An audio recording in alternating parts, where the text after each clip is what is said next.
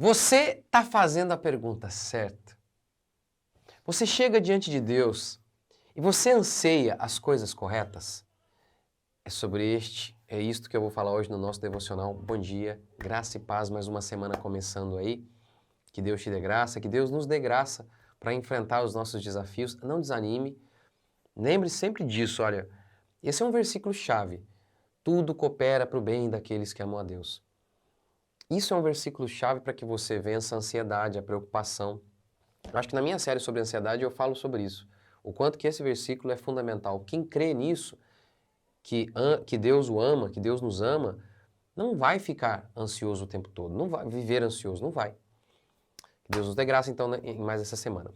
A gente está continuando aqui o nosso devocional baseado em Lucas 10, na história do bom samaritano. E hoje eu vou falar apenas desse aspecto aqui, ó. Então, 10:25, Lucas 10:25. Então se levantou certo doutor da lei que, para colocar Jesus à prova, disse: Mestre, que devo fazer para ter a vida eterna? Vamos só aí, vamos por parte. É bem verdade que o mestre da lei aqui não estava muito preocupado com isso, com a pergunta, com a vida eterna. Parece que estava mais preocupado em tentar derrubar Jesus do que em descobrir o caminho para a vida eterna. Eu vou falar um pouco disso amanhã, mas hoje eu queria falar sobre algo que é impressionante como que as pessoas, o homem moderno, ele não se preocupa com a vida eterna. Que ele não pergunta o que farei para herdar a vida eterna, ele não pergunta o que farei para ter uma casa no céu. A pergunta dele é o que farei para ter uma casa na praia. É a única preocupação. O que, assim, nem é uma coisa essencialmente má, mas é como que o materialismo toma conta das pessoas. Em épocas passadas, isso não acontecia. Quer dizer, o ser humano sempre foi assim, né, materialista, mas é impressionante como que em épocas passadas as pessoas eram mais ligadas às coisas espirituais. Ainda que isso não resolvesse muita coisa, porque eram ligados mais em ídolos. Mas o homem era mais religioso, no sentido de, né, e aqui eu uso religioso não como a maioria dos pastores modernetes usam. Religioso para mim é uma coisa boa. Religioso no sentido de ele ter uma religião. E o homem ele sempre foi muito religioso. Na Idade Média, por exemplo, o que alguns historiadores, como o historiador Legoff, ele descreve uma era em que as pessoas se apegavam muito à eternidade. Por quê? Porque a vida aqui era muito ruim.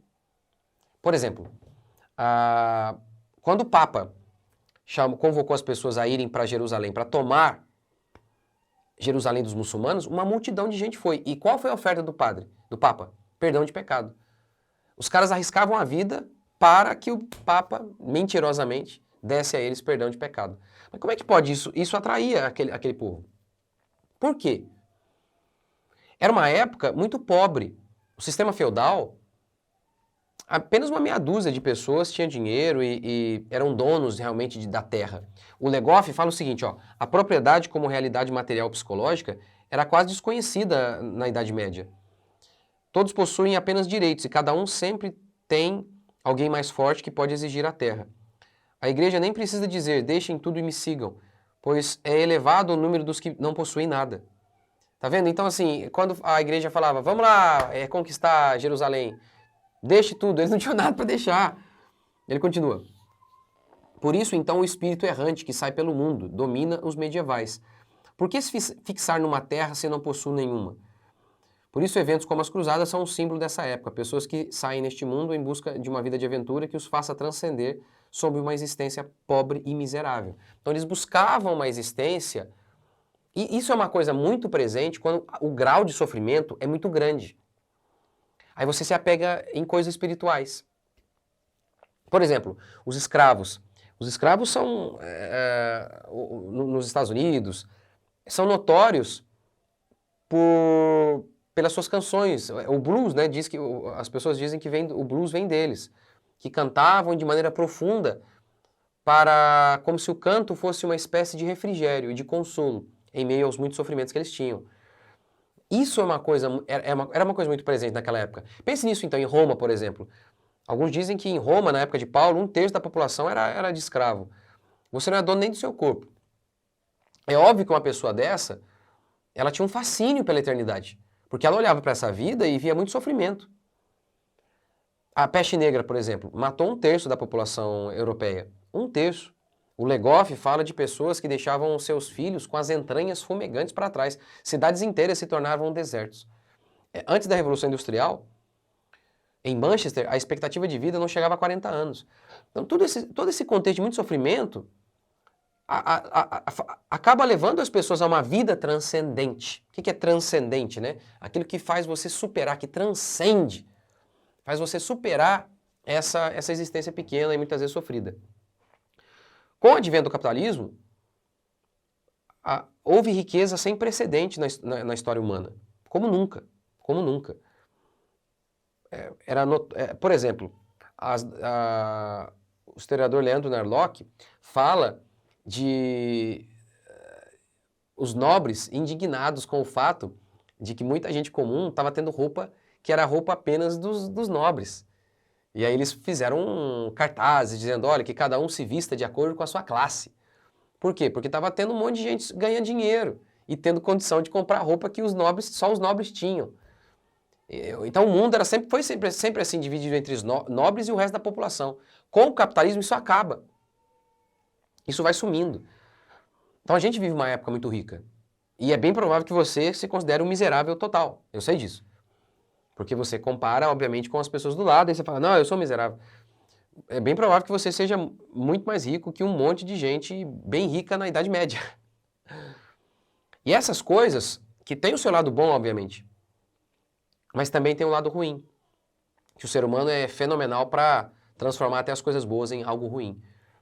Ele acaba se esquecendo das coisas espirituais. Lembra que Deus falou para Israel, olha, quando vocês entrarem em Canaã, eu vou dar vitória para vocês. Vocês vão prosperar. Nessa hora, não se esqueçam de mim. Então, hoje, o homem ele tem muitas coisas para entreter o tempo. Por exemplo, para matar o tempo. Como é que um medieval fazia? Não tinha televisão, não tinha Netflix, não tinha seriado. A vida era uma vida comunitária. Tinha que ser. Senão você morria de tédio. Hoje você não, você tem tudo. Você tem prazer da pornografia, você tem prazer de inúmeras séries super sugestivas. O cara pode ter uma vida totalmente solitária e ele consegue viver. Por quê? Porque a vida não vira um tédio. Mas antigamente não era assim. Chegava de noite, se você quisesse ter algum tipo de entretenimento, seria ou através de um conto. Eles se reuniam e contavam, alguma espécie, cantavam músicas. Ou jogar papo fora, um com as outras pessoas. Então era uma vida mais comunitária. Então essa vida que a gente tem moderna, que é uma coisa boa, a riqueza é uma coisa boa, a riqueza em si mesma não é ruim, mas as pessoas muitas vezes não sabem como lidar com isso e acabam se tornando excessivamente materialistas. É uma tentação absurda que a gente tem hoje. E você tem que tomar cuidado com isso. Você está preocupado com a sua alma? Com a eternidade, com as coisas espirituais, com as pessoas, porque o amor é essa coisa espiritual. Então aqui ele faz a pergunta, o que farei para herdar a vida eterna? Essa é uma pergunta, né? Como agradar a Deus? Como viver uma vida espiritual? Agora, olha que coisa interessante. O suicídio entre os jovens é a segunda causa de morte. Suicídio é a segunda causa de morte entre os jovens. Veja a quantidade, é uma explosão de gente ansiosa, preocupada. Nunca a vida foi tão fácil. Nunca a vida foi tão rica. E é impressionante como que nunca os homens foram tão medrosos, tão fracos. Tão fracos. Apesar de nunca existiram tantos remédios, tanto alimento. Nunca existiu, como agora. Nunca em toda a história humana. E nunca o homem foi tão fraco, tão infeliz. O que mostra que o que de fato preenche a gente é a nossa espiritualidade. Que é o quê? A nossa fé em nosso Senhor Jesus Cristo. O nosso amor pelo próximo. Isso de fato que é riqueza. Eu não estou desprezando as coisas materiais. Mas, se você puder, assista a minha pregação de ontem. Eu falei exatamente sobre isso, como coisas lícitas, que é preocupações aparentemente lícitas, que podem te levar para longe de Deus. Então, eu queria começar então hoje, eu queria falar sobre essa história do bom samaritano, pegando então esse gancho aí e te falando, olha, apegue-se nas coisas espirituais. Eu não estou dizendo para você vai se tornar vagabundo, não, mas lembre-se de ter uma vida espiritual, de até olhar o seu trabalho como algo espiritual. Eu falo por experiência, gente. Vocês me conhecem, vocês que me acompanham. Meu pai era rico, meu pai tinha tudo, a gente tinha filé mignon todo dia, já contei para vocês aqui várias vezes. E havia um vazio. Então eu não estou dizendo, por exemplo, que se você mora num lugar horrível, é difícil, é bem difícil. Então, há um nível de posses que é complicado. Ou da falta de posse, né? Você mora num lugar que é quente, você não consegue dormir, a vida é um inferno. A vida é um inferno. E se essa é a sua situação que está me ouvindo, de coração eu oro por você e te chamo e convido para que Deus possa te livrar disso. Para que Deus possa te suprir com uma condição mínima e digna. Mas a maioria de nós, no nosso país, e muitos que estão em outro país aí, até melhores que o nosso, muito melhores que o nosso, a condição de vida é digna. E muitas pessoas que têm uma condição de vida digna. E mesmo assim, são infelizes. Então, há um nível de pobreza que é terrível, que a vida é muito complicada. Mas chega um nível que você tem de dinheiro, que se você sobe assim, ó, não faz tanta diferença. É isso que as pessoas não entendem. Eu não estou diminuindo, né, tá, o valor do dinheiro, mas as pessoas, eu era cheio da grana, a gente era cheio da grana, e um grau de vazio enorme. Enorme, enorme, absurdo, absurdo. Então, é sobre isso que eu quero falar. O dinheiro tem a sua importância, mas tome cuidado, não deixe seu coração ser tomado pela cobiça. Ore a Deus, peça a Deus, tenha o dinheiro na proporção certa e lembre-se, ó, faz diferença? Por exemplo, faz tanta diferença assim um carro de 250 mil? Vai, sei lá, pega aí uma Range Rover, 250 mil, para um Corolla que seja, que é 90, vai, uns 120 mil um Corolla, vai.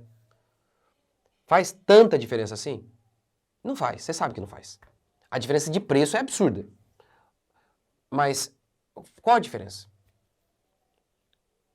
O Corolla é extremamente confortável. É ou não é? Então, é sobre isso que eu estou falando. Mas a pessoa, a diferença desse carro aqui de 250 para esse de 100 não é tão grande. Mas esse cara acha mesmo que se ele não tiver esse aqui de 250 mil, ele vai ser infeliz. E é uma tolice isso. É sobre isso que eu estou falando.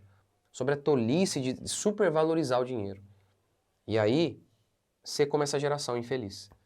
Que Deus nos dê graça para que a gente foque naquilo que é espiritual. Trabalhar pela comida que não perece, disse Jesus, pela vida eterna. Jesus falou isso. Vamos orar. Senhor Deus e Pai, livra-nos do mal, livra-nos da cobiça, livra-nos de sermos materialistas como os homens deste mundo. Que o nosso coração esteja no lugar certo. Porque o deles está no dinheiro e o resultado é o quê? Que mesmo eles sendo ricos, eles são pobres, tão infelizes. Ó Deus, alimenta a nossa alma. Dá-nos um coração correto para enxergar o valor das coisas, mas na perspectiva correta. Que nós não sejamos como os homens deste mundo, materialistas, focados apenas no dinheiro. Que o Senhor nos dê graça e que o Senhor possa suprir a nossa necessidade, abençoar a nossa casa. Nós oramos em nome de Jesus. Não se esqueça, meu curso Sexualidade Cristã. O que pode e que não pode na cama do cristão? Por que o desejo sexual muitas vezes acaba? Como lidar com a sexualidade do nosso filho? Brinquedos, pet shop, sexo oral, anal, essas coisas. O que pode e o que não pode? Eu tentei responder todas as perguntas que as pessoas sempre me fazem relacionado à questão sexual dentro do casamento. E não apenas dentro do casamento, vai servir para o solteiro, enfim, vai ser muito legal. Até a próxima.